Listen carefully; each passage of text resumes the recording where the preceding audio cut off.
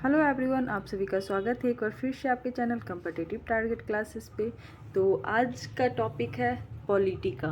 जैसा कि आप सभी को पता है कि मैं हर एक वीडियो में एक नए टॉपिक के साथ आप लोग के सामने आ रही हूँ और वो हर एक इम्पॉर्टेंट टॉपिक आप लोग का कवर करवा रही हूँ जो कि आपको आने वाले एग्जाम में काफ़ी हेल्पफुल साबित हो सकता है। तो ज़रूर हमारे वीडियो को लाइक करो, शेयर करो और यदि हमारे चैनल पर नए हो और हर एक टॉपिक को आप पढ़ना चाहते हो तो ज़रूर हमारे चैनल को सब्सक्राइब करो, क्योंकि यहाँ पे हर एक टॉपिक वाइज टॉपिक आपको 5 से 10 मिनट के अंदर करवाया जाएगा। तो अपना 5 से 10 मिनट अपने टाइम का 24 घंटे में इम्पॉर्टेंट बनाना है तो ज़रूर हमारे चैनल को सब्सक्राइब करो और 10 मिनट के अंदर एक टॉपिक कवर करो। तो आज का टॉपिक का नाम है संविधान की प्रस्तावना, जो कि पॉलिटी का चैप्टर है।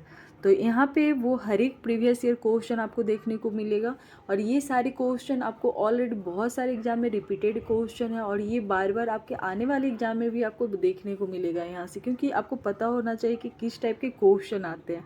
फिर लास्ट में एमसीक्यू क्वेश्चन भी मैं करवाऊँगी, तो ज़रूर हमारे वीडियो के लास्ट तक बने रहो। तो संविधान की प्रस्तावना से पहले मैं क्वेश्चन सारा क्लियर करवा लेती हूँ, फिर इसका प्रीवियस ईयर क्वेश्चन मैं दिखाऊंगी कि किस टाइप के क्वेश्चन आपसे पूछे जाते हैं। तो फर्स्ट पॉइंट है आप लोग का कि भारतीय संविधान के किस भाग को उसकी आत्मा की संज्ञा प्रदान की गई है। भारतीय संविधान के किस भाग को उसकी आत्मा की संज्ञा प्रदान की गई है? तो प्रस्तावना को। संविधान निर्माताओं ने किस पर विशेष ध्यान दिया था? संविधान निर्माताओं ने किस पर विशेष ध्यान दिया था? तो प्रस्तावना पर। भारत के संविधान की प्रस्तावना किन शब्दों से शुरू होती है? तो हम भारत के लोग। प्रस्तावना सबको, वो हर एक भारतीय नागरिक को भारत की प्रस्तावना याद होना चाहिए सारा चीज़। तो स्टार्टिंग कहाँ से होती है? तो हम भारत के लोग। भारत किस प्रकार का राष्ट्र है? तो भारत धर्मनिरपेक्ष राष्ट्र है। भारत किस प्रकार का राष्ट्र है? तो धर्मनिरपेक्ष राष्ट्र है। और धर्मनिरपेक्ष राष्ट्र का तो अर्थ क्या होता है? तो सभी धर्मों को महत्व स्वीकार करना, मतलब सभी धर्म के महत्व को स्वीकार करना। वहीं भारत एक धर्मनिरपेक्ष राज्य है। इसका मतलब है कि भारतीय राज्य किसी भी धर्म को समर्थन नहीं करता। हर एक धर्म एक समान है। गणतंत्र राष्ट्र होता है जहाँ पे अध्यक्ष वंशानुगत के रूप में न हो, मतलब कि यदि वंशानुगत नहीं हो, अभी जो नेता बाद में उनके बेटा नहीं होंगे, मतलब हर एक को अपना ये मिल सकता है, सबको अपना हक मिलेगा, इस टाइप का मतलब वंशानुगत नहीं है। कोई भी खड़ा हो सकता है, कोई भी जीत सकता है। गणतंत्र राष्ट्र में हम लोग रह रहे हैं। तो भारतीय संविधान की प्रस्तावना भारत को किस रूप में घोषित किया है? तो ये क्वेश्चन बहुत बार आ चुका है। उससे पहले मैं एक छोटा सा रिवीजन आप लोग को करवा देती हूँ कि यदि आपसे पूछा जाए कि भारतीय संविधान के किस भाग को उसकी आत्मा की संज्ञा प्रदान की गई, तो प्रस्तावना को। किसी विशेष ध्यान दिया गया, तो प्रस्तावना पर। प्रस्तावना स्टार्ट कौन से शब्द से होते हैं? तो हम भारत के लोग। भारत किस प्रकार का राष्ट्र है? तो धर्मनिरपेक्ष राष्ट्र। धर्मनिरपेक्ष राष्ट्र का महत्व क्या होता है, मतलब उसका अर्थ क्या होता है? तो सभी धर्मों को महत्व स्वीकार करना, किसी भी एक धर्म का समर्थन न करके सभी धर्म को इक्वल करना, ये समझना। वहीं गणतंत्र राष्ट्र, जैसे कि आप सभी को पता है कि भारत एक गणतंत्र राष्ट्र है। तो गणतंत्र राष्ट्र का मतलब क्या होता है? तो राज्य जहाँ पर अध्यक्ष वंशानुगत रूप में न हो। वहीं सबसे इम्पॉर्टेंट क्वेश्चन मैं आप लोगों को बताना चाहूँगी कि ये क्वेश्चन बहुत बार आपको पूछा जा चुका है और इसमें बहुत स्टूडेंट कंफ्यूज हो जाते हैं। तो ये क्वेश्चन आप लोग रट लेना, प्रस्तावना वाला, कि भारतीय संविधान की प्रस्तावना में भारत के किस रूप में घोषित किया गया? तो एक प्रभुत्व संपन्न, समाजवादी, धर्मनिरपेक्ष, प्रजातांत्रिक, गणराज्य। कौन कौन सा? एक प्रभुत्व संपन्न, समाजवादी, धर्मनिरपेक्ष, प्रजातांत्रिक, गणराज्य। भारत एक गणतंत्र है, इसका क्या अर्थ है? तो भारत एक गणतंत्र है, इसका मैंने अभी जस्ट बताया कि भारत में वंशानुगत शासक नहीं है। कौन सा शब्द भारत के संविधान की उद्देशिका में नहीं है? तो लोक कल्याण नहीं है। इसके साथ साथ कल्याणकारी राज्य का उद्देश्य क्या होता है? तो कमजोर वर्गों के कल्याण का प्रबंध करवाना, कमजोर वर्गों के कल्याण का प्रबंध कराना। भारत को एक गणराज्य के रूप में माना जाता है, मतलब राज्याध्यक्ष का चुनाव होता है, न कि वंशानुगत है। भारतीय संविधान में समवर्ती सूची किसके संविधान से लिया गया? समवर्ती सूची की बात किया जाए, ये क्वेश्चन आपको बहुत बार देखने को मिल रहा होगा। तो समवर्ती सूची किस संविधान से लिया गया? तो ऑस्ट्रेलिया से। तो आप लोग कमेंट में बताना नीति निर्देशिका तो कहाँ से लिए गए हैं। नेक्स्ट क्वेश्चन है, भारत में लौकिक सार्वभौमिकता है क्योंकि भारत संविधान की प्रस्तावना प्रारंभ होती है हम भारत के लोक शब्दों से। भारतीय संविधान की प्रस्तावना में जिन आदर्शों एवं उद्देश्य की रूपरेखा दी गई उनकी आगे की व्याख्या की गई है। मूल अधिकार पे राज्य के नीति निर्देशक सिद्धांत और मूल कर्तव्य। तो मैं यहाँ पे बताऊंगी मूल अधिकार कहाँ से लिया गया, तो अमेरिका से। राज्य के नीति निर्देशक तत्व आयरलैंड से। तो नेक्स्ट क्वेश्चन आप लोगों से कि मूल कर्तव्य कहाँ से लिया गया है, किस संविधान से। आगे की ओर चलते हैं। किस वर्ष भारत एक प्रभुत्व संपन्न प्रजातांत्रिक गणराज्य बना, तो 1950 में। किस वर्ष भारत एक प्रभुत्व संपन्न प्रजातांत्रिक गणराज्य बना है, तो कब बना है, तो 1950 ईस्वी में। आपको किस टाइप का क्वेश्चन पूछा जाता है एग्जाम में, वो भी मैं एक बार बता दूंगी कि भारतीय गणतंत्र की 26 जनवरी 1950 को सही संवैधानिक वस्तुनिष्ठ की गई थी। यह संविधान लागू किया गया था। तो ये अभी मैं जस्ट बताई हूँ, सभी प्रभुत्व संपन्न लोकतांत्रिक गणराज्य हैं। क्या गणराज्य है, संपूर्ण प्रभुत्व संपन्न लोकतंत्रात्मक गणराज्य है। भारतीय संविधान की प्रस्तावना पंथ निरपेक्ष शब्द जोड़ा गया। यदि जोड़ने की बात आई तो 42वां संविधान संशोधन 1976 द्वारा। वहीं संविधान में हमारे राष्ट्र का उल्लेख किन नामों से किया गया, तो भारत या इंडिया। नेक्स्ट क्वेश्चन है, भारतीय संविधान की प्रस्तावना में निम्नलिखित में से किस स्वतंत्रता का वर्णन नहीं है, तो किसका वर्णन नहीं है, तो पहले देखते किसका किसका वर्णन है। तो विचार की स्वतंत्रता का वर्णन है। वहीं विचार प्रकट करने की भी स्वतंत्रता, विश्वास की भी स्वतंत्रता, ये सब मौलिक अधिकार है। इसके साथ साथ आर्थिक स्वतंत्रता नहीं है। तो राइट आंसर अभी यहाँ पे पूछा जा रहा है कौन नहीं है, तो ऑप्शन नंबर डी। भारतीय संविधान में कौन सा भाग संविधान की आत्मा कहलाता है, तो संविधान की आत्मा की बात किया जाए तो उद्देशिका कहलाता है। अब तक भारत के संविधान की उद्देशिका में कितनी बार संशोधन किया जा चुका है, तो ये क्वेश्चन बहुत इंपॉर्टेंट रहने वाला। कितनी बार संशोधन, तो मात्र एक बार संशोधन किया गया है। भारतीय संविधान की उद्देशिका परिवर्तन, भारतीय संविधान की उद्देशिका में परिवर्तन किस संविधान संशोधन अधिनियम में किया गया, तो 42वां संविधान संशोधन 1976 द्वारा। नेक्स्ट क्वेश्चन है, भारतीय संविधान की प्रस्तावना में जिन आदर्शों एवं उद्देश्यों की रूपरेखा दी गई उसकी व्याख्या की गई है, तो अभी जस्ट मैंने बताया मौलिक अधिकार में, नीति निर्देशक तत्व में और मौलिक कर्तव्यों के अध्याय में। निम्नलिखित अधिकारों में कौन सा अधिकार अनुच्छेद 19 के 1 के डी को अनुच्छेद 21 से मिलाकर पढ़ने पर प्राप्त होता है, तो कौन सा, तो एकांतता का अधिकार। एकांतता का अधिकार किसमें, तो 19 के 1 के डी को अनुच्छेद 21 से मिलाकर पढ़ने पर है। वहीं संविधान के अंतर्गत मूल अधिकारों का संरक्षक, ये वाला चीज़ आप लोग निलंबन संरक्षक ये सब याद कर लेना, क्योंकि ये बहुत बार कन्फ्यूजन क्रिएट किया जाता है। यदि मूल अधिकार का संरक्षक की बात किया जाए तो सर्वोच्च न्यायालय। ये नहीं कि राष्ट्रपति नहीं मार के आ जाना, संसद नहीं मार के आ जाना। इसका right answer option number C हो जाएगा, सर्वोच्च न्यायालय। संरक्षक कौन होते हैं, तो सर्वोच्च न्यायालय। वहीं मूल भारतीय संविधान के अंतर्गत निम्नलिखित में से मूल अधिकार का संरक्षक समझा जाता है, तो अभी जस्ट मैंने बताया सर्वोच्च न्यायालय मतलब कि न्यायपालिका को। आगे की ओर चलते हैं।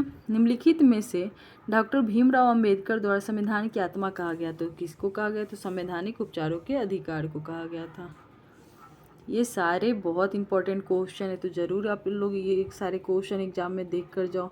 तो प्रजातंत्र वो प्रावधान है जो सभी वयस्क नागरिकों को मतदान का अधिकार प्रदान करता है, यह कहलाता है प्रजातंत्र। वहीं भारतीय संविधान के किस संशोधन द्वारा 2 शब्द जोड़े गए, समाजवादी और धर्मनिरपेक्ष शब्द, तो 42वां संविधान संशोधन 1976 द्वारा। वहीं भारतीय संविधान के किस भाग में स्पष्ट रूप से घोषणा की गई कि भारत एक धर्मनिरपेक्ष राज्य है, तो संविधान की प्रस्तावना में घोषणा किया गया है कि भारत एक धर्मनिरपेक्ष राज्य है। कुछ क्वेश्चन और देख लेते हैं जो कि अनुच्छेद पे है। संविधान के किस प्रावधान द्वारा अस्पृश्यता का उन्मूलन किया गया, अस्पृश्यता का अंत किसके द्वारा किया गया था, अनुच्छेद 17।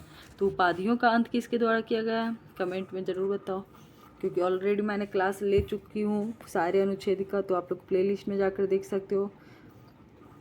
भारतीय संविधान का कौन सा अनुच्छेद अस्पृश्यता का उन्मूलन करता है और किसी भी रूप में इसके आचरण का विरोध करता है, तो अस्पृश्यता का उन्मूलन मतलब कि अनुच्छेद 17। इसके साथ साथ यदि आपको पॉलिटी का नोट्स चाहिए, हिस्ट्री का नोट्स चाहिए, तो आप कांटेक्ट कर सकते हो, कमेंट में लिख सकते हो, आपको सारे नोट्स प्रोवाइड करवा दिए जाएंगे। तो जिनको भी नोट्स की ज़रूरत है ज़रूर नोट्स आप लो और सेल्फ स्टडी करो। भारतीय संविधान का छुआछूत उन्मूलन से संबंधित अनुच्छेद है, तो अनुच्छेद 17। भारतीय संविधान का कौन सा अनुच्छेद प्रेस की स्वतंत्रता को आश्वासित करता है, तो प्रेस की स्वतंत्रता को अनुच्छेद 19। भारत का संविधान स्पष्ट की आज़ादी की व्यवस्था नहीं करता है, किंतु यह आज़ादी अंतर्निहित है अनुच्छेद 19 के 1 के अ में। आगे की ओर चलते हैं। ये सारे क्वेश्चन आप लोग लिख लो, ज़्यादा बेटर है, क्योंकि ये बहुत बार ऑलरेडी आपको पूछे जा चुके हैं और यही सारे क्वेश्चन आपके आने वाले एग्जाम में भी आएंगे। निम्नलिखित में से कौन सा मौलिक अधिकार नहीं है? तो आपको पता है कि कितने मौलिक अधिकार हैं। तो यहाँ पे चलो पहले देखते हैं कौन कौन से मौलिक अधिकार हैं। तो समानता का अधिकार मौलिक अधिकार, शोषण के विरुद्ध मौलिक अधिकार, धार्मिक स्वतंत्रता का अधिकार मौलिक अधिकार, जबकि संपत्ति के अधिकार को मौलिक अधिकार से हटाकर वैधानिक अधिकार में रख लिया गया। को किसके तहत रखा गया है? अनुच्छेद भी मैंने आपको पढ़ाया था, तो कमेंट बॉक्स में जल्दी से बताओ कौन से अनुच्छेद के तहत इसको हटाया गया और किस में जोड़ा गया है। ऐसे मैं नेक्स्ट वीडियो में इसका आंसर भी बताऊंगी। निम्नलिखित में कौन सा मूल अधिकार विदेशी नागरिकों को प्राप्त नहीं? तो विदेशी नागरिकों को प्राप्त नहीं है तो अभिव्यक्ति की स्वतंत्रता का अधिकार।